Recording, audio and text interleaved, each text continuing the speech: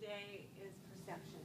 We're going to talk for a few minutes initially on yours, mine, and theirs, and how we all have different perceptions of the same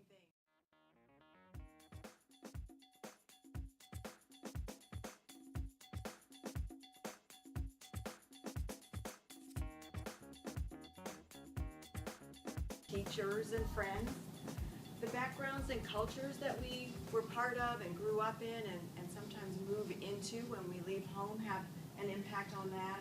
Our experiences with situations and events, was it good or not so good?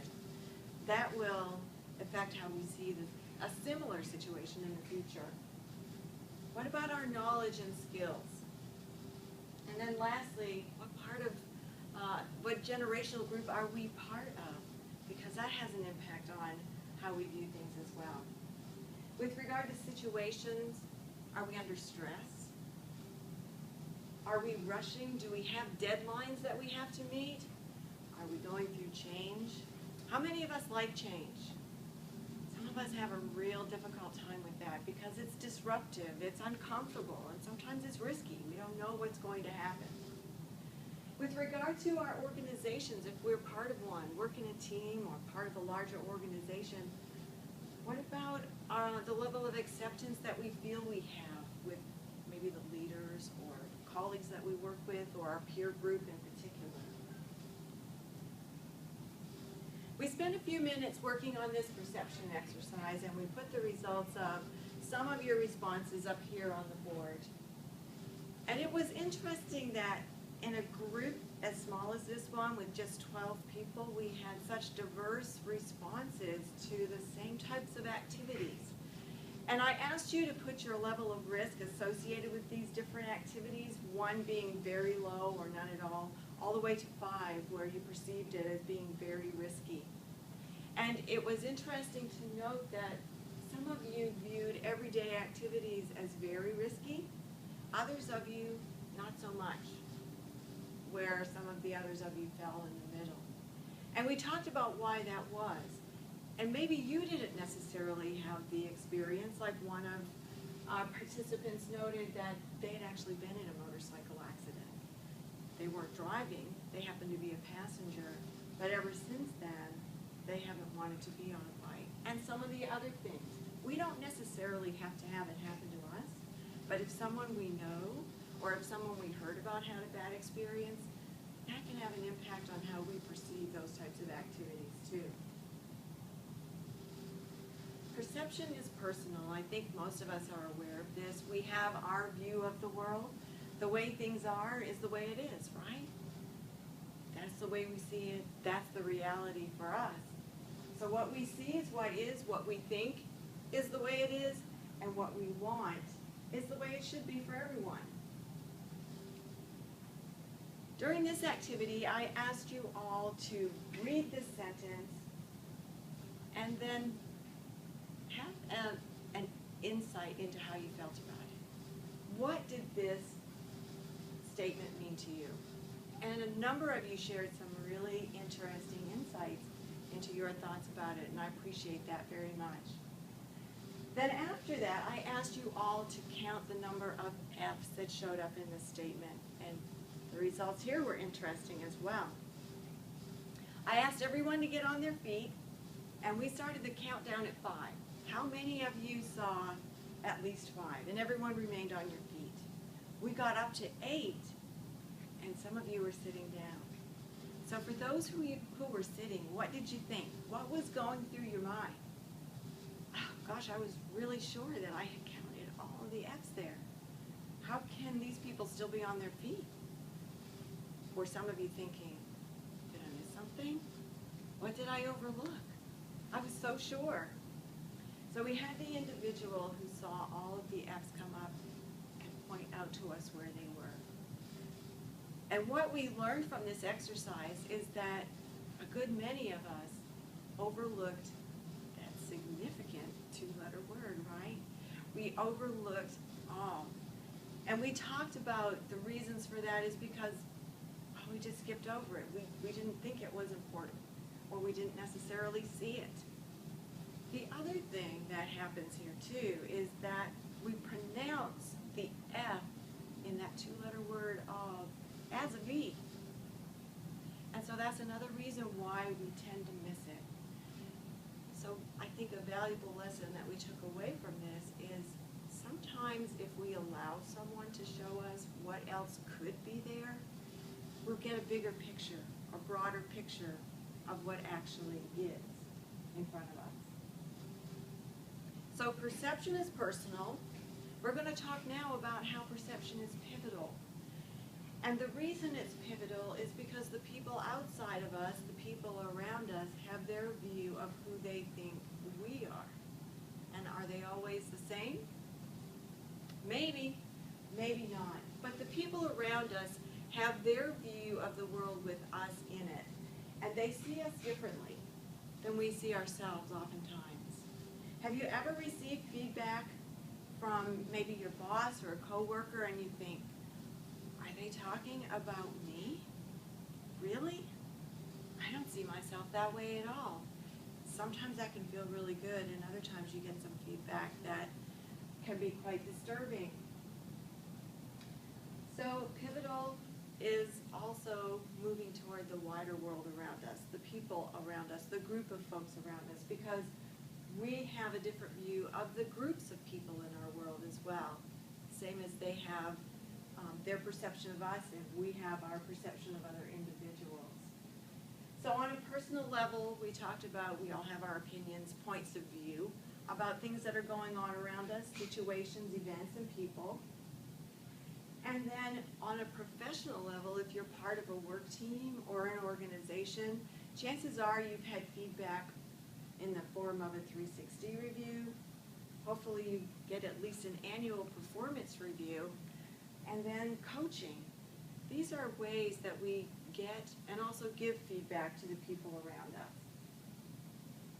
We know things about us that others don't know. We know things about ourselves that maybe we don't want other people to know.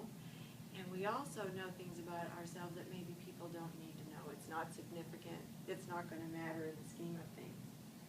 But on the other side, people probably know things about us that they wish we did know. And one of the ways that they can do that is through giving us feedback. Not sure if you've seen this instrument before, but it was put together by two men in the 1950s. One was Joe and one was Harry. So it's not really that interesting a name for this instrument, but these gentlemen looked at people individually and said, you know, we all have 4 quadrants about us that we may or may not be aware of. If you look at the labels on the top, things that I know about myself and things that others know about me, and that's the open quadrant. These sometimes are things that are very apparent, like height and hair color, eye color, that kind of thing. Then there are things that I know about myself that others don't know that are hidden. Now, we haven't been together very long today, so you may or may not know that I grew up in northern Maine and have 2 children. My parents are still living, those types of things. And it's because we haven't had an opportunity to get to know those things. I haven't had an opportunity to share them, and I would definitely feel comfortable sharing those things. Then, if you notice on the right-hand side in the top right, things that I don't know about myself, but others know about me. And how does this happen? How can others know things about us that we don't know? It goes back to perception. We see ourselves one way, and these other individuals see us completely differently. And I had feedback about this one time that was shocking. Have any of you ever had feedback and you were shocked and surprised about what one of your colleagues told you? And with any other kind of feedback, remember it's their perception, their perspective of us. We have an opportunity to do something with it, or we can ignore it altogether. It depends on how we feel about the information we're receiving from the individual. We're going to move on now in our talk about perceptions and how that has an impact on communication. We communicate all day long, don't we? And we have so many different types and ways to communicate now, it's almost overwhelming. Very little of our conversations and communication is done face-to-face anymore. Have you realized that? Even when we're working with a group of people, how are we communicating most of the time? Email, some sort of written communication, which is where misunderstandings and misperceptions can happen. We're going to take this, though, down to a personal level. If we want to have effective communication in our organizations, in the teams and groups of folks that we work with, making sure that we're communicating in a way that's meaningful and understandable to them is so important. And we're going to talk for a few minutes about this. We mapped our own communication style, and we did this when I asked you to put this grid on a sheet of paper. And we looked first at the vertical line. And I asked you to decide whether you were a formal kind of person or a little more informal. And I talked about formal with regard to, are you task-oriented? Is it all about the job that you need to do or you're about to do or you need to tell someone to do? Or are you more focused on the relationships and the individuals who are going to be part of that job or task? Then on the opposite, on the horizontal, I asked you to think about how you are with regard to information. Are you strong-willed, very decisive, you know where you're going and how to get there? Or are you more easygoing, flexible, you go with the flow? So with regard to information, are you telling people or are you asking people for information? And from that, you would marry up the lines on the grid, and this person showed up in the bottom right-hand corner. And all of these quadrants have names. Now remember, we're not trying to pigeonhole people, we're not trying to label people, but for the most part, we all have a place on this grid where we're most comfortable starting our communication. And that's what this is all about. It's just creating an awareness and a level of understanding about ourselves and the people around us that maybe we didn't have before. So we have the driver and the analyst, and you'll notice that they're in the formal area of communication, and then we have the promoter and the supporter who are more informal. But then if you look at the grid the other way, the driver and the promoter are more strong-willed, and the analyst and supporter are more easygoing. So we put you in groups, and we put you in groups with the communication style that's the same, and we asked you to talk about those things that were comfortable for you, that you feel are your strengths, and then we asked you to think about those things that are not so comfortable, that are challenges, that are harder for you to do. So each group had their strengths and their challenges, and one of the things that we noticed as we were going through all of the different groups is that a challenge for one can be a strength for another. If we think about the analyst and the promoter, the analyst is very thorough, organized, detailed. They want lots of information before they make a decision. The promoter, it's all about excitement and energy and ideas.